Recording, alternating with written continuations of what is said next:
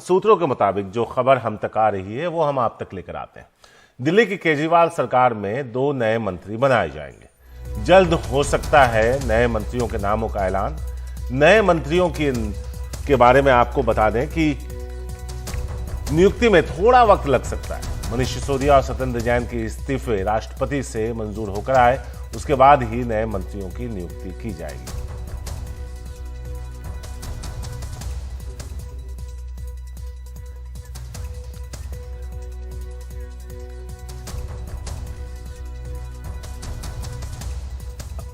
तो सौरभ भारद्वाज इस पर क्या कह रहे हैं, आइए सुनते हैं। 18 विभाग कम नहीं होते हैं, अगर इन दोनों में भी बटेंगे, जिसकी बात कही जा रही है कि कैलाश गहलोत और राजकुमार आनंद बटेंगे, तब भी बहुत सारे विभाग हो जाएंगे।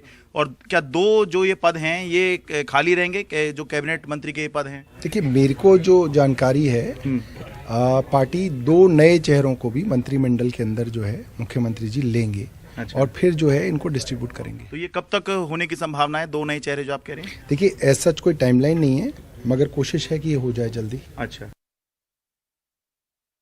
तो आपको बता दें कि कई यानी 1.5 दर्जन से ज्यादा विभाग तो मनीष सिसोदिया संभाल रहे थे, सत्येंद्र जैन के पास भी कई विभाग थे। अब उन्हें 2 अलग अलग मंत्रियों को सौंप दिया गया। सौरभ शुक्ला, शरद शर्मा है हमारे साथ, माफ कीजिएगा। शरद के पास चलते हैं, सीधे उनसे बात करते हैं और जानते हैं कि क्या है इस पर ताजा अपडेट। शरद, यहां पर जो एक सवाल है वो हम आपसे जानना चाहते थे और वो आज तक का शायद आपके लिए सबसे मुश्किल सवाल होने जा रहा है। कब और कौन? ये 2 सवाल हैं जिसका जवाब आप दीजिए।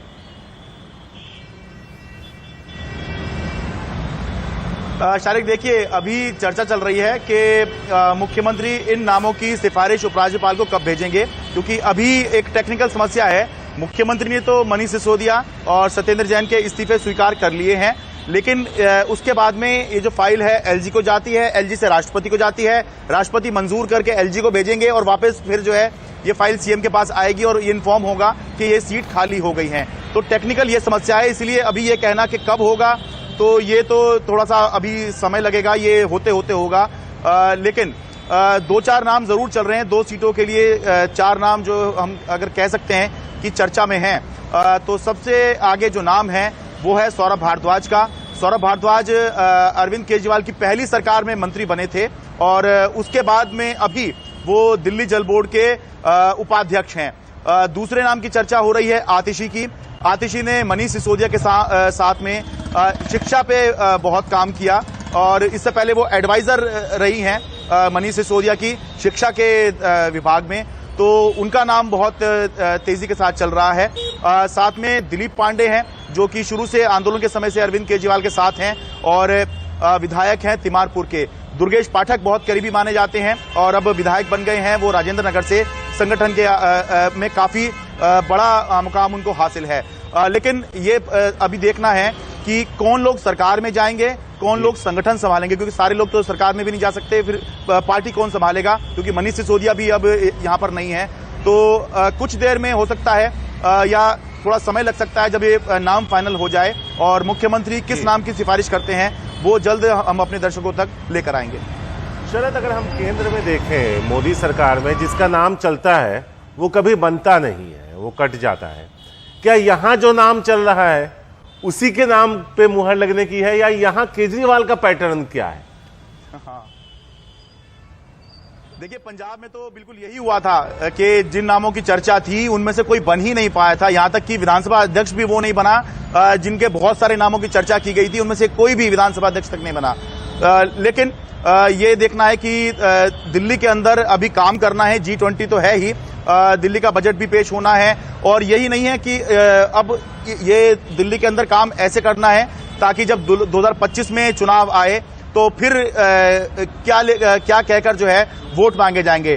तो इसीलिए अब जो 2 साल हैं, 3 साल तो इस सरकार के निकल चुके हैं, 2 साल हैं, तो ऐसे नाम चाहिएंगे जो जिन पे अरविंद केजरीवाल विश्वास भी करते हों और जिनका जो टैलेंट है वो अपना टैलेंट प्रूव कर चुके हों। तो ये चर्चा है। तो टैलेंट की जहां तक बात है तो सौरभ भारद्वाज जो है वो अपना टैलेंट प्रूव कर चुके हैं, आतिशी अपना टैलेंट प्रूव कर चुकी हैं, दिलीप पांडे और दुर्गेश पाठक सामने नहीं ज्यादा आए हैं, लेकिन संगठन के स्तर पर ये खासा अहम योगदान इनका माना जाता है। खासतौर से दुर्गेश पाठक का तो संगठन निर्माण में बड़ा नाम माना जाता है।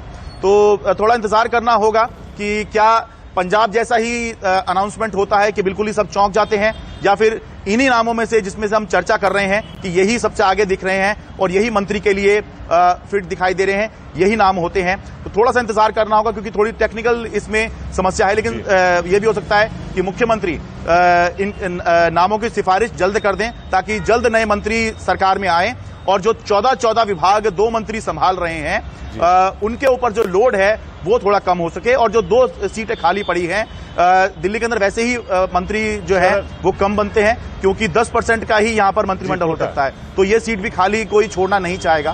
तो कुछ देर इंतजार करते हैं। शरद, इसमें एक नाम आपने लिया सौरभ भारद्वाज का, वो एक ऐसा चेहरा है जिसके साथ कोई विवाद नहीं जुड़ा है, बड़ा बैलेंस्ड बोलते हैं, अतिवादी नहीं है, मुस्कुराता हुआ चेहरा है और काम करते हुए नजर आते हैं। तो उनके चांसेस जैसा आप खुद बता रहे हैं कि काफी ब्राइट है क्योंकि एक जाना पहचाना चेहरा है।